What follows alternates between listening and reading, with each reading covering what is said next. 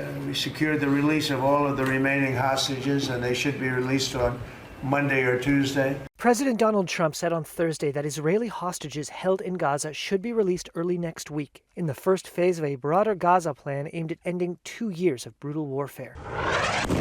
Representatives of Israel and the Palestinian militant group Hamas confirmed the two sides signed an agreement on Thursday in the Egyptian resort of Sharm el-Sheikh. Under the deal, fighting will cease, Israel will partially withdraw from Gaza, and Hamas will free all remaining hostages it captured in the attack that precipitated the war, in exchange for hundreds of prisoners held by Israel. It's really peace in the Middle East. It was just over 2 years ago that Hamas fighters rampaged through southern Israeli communities, killing 1,200 and taking about 250 captives back to Gaza, according to Israeli tallies. Israel's retaliation has killed over 67,000 Palestinians, according to Gaza health officials. Hundreds of thousands of civilians have been sheltering in tents after Israeli forces destroyed their homes and razed entire cities to dust. The news of the hostage deal, prisoner release, and ceasefire was met with celebration. Israelis in Tel Aviv waved flags. Emergency service personnel in Gaza City flashed victory signs at the prospect of an end to the conflict.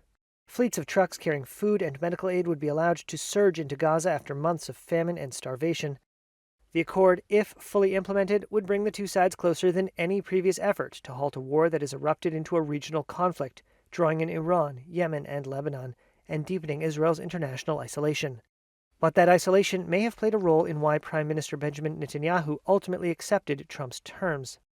President Trump did put pressure on Prime Minister Netanyahu because he lined up everyone in favor of his deal. Netanyahu had nowhere else to go. Jonathan Reinhold heads the political science department at Bar Ilan University in Israel. So if he was to not agree with the president's plan, it would have completely isolated Israel at a time when countries are refusing to sell it weapons and considering boycotting it in sporting events. But much could still go wrong. Even after the deal was signed, a Palestinian source said the list of Palestinians to be released by Israel had yet to be finalized.